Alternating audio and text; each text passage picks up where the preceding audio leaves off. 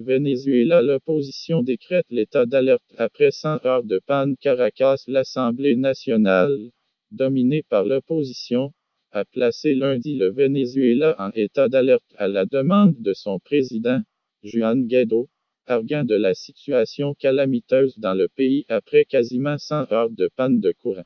Le décret soumis au Parlement par Juan Guaidó stipule que l'état d'alerte était décrété sur tout le territoire national en raison de la situation calamiteuse dans le pays, due à l'interruption du service de distribution de l'électricité. Et le président par intérim autoproclamé fait également appel à la coopération internationale pour sortir le pays de l'ONRIA. Dans l'après-midi, le gouvernement a annoncé que mardi serait encore férié, faute de transport et de services de base.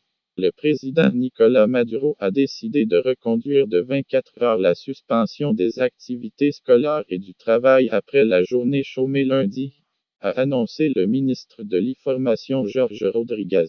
Devant les députés réunis en session extraordinaire, Guaidó a de nouveau appelé la population à manifester mardi dans tout le pays et à Caracas demain, à 3 heures, tout le Venezuela dans les rues.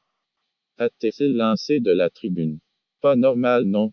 La situation n'est pas normale au Venezuela et nous n'allons pas laisser se normaliser cette tragédie, a-t-il insisté, énumérant les nombreuses pénuries, dont celle de l'eau qui devient particulièrement aiguë au 4e jour de cette panne gigantesque.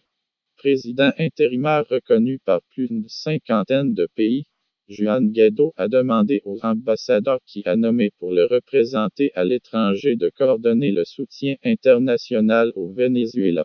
Le Parlement a également décrété la suspension des livraisons de pétrole à Cuba en défendant la nécessité de faire des économies d'énergie au moment où la population était confrontée à la pire crise.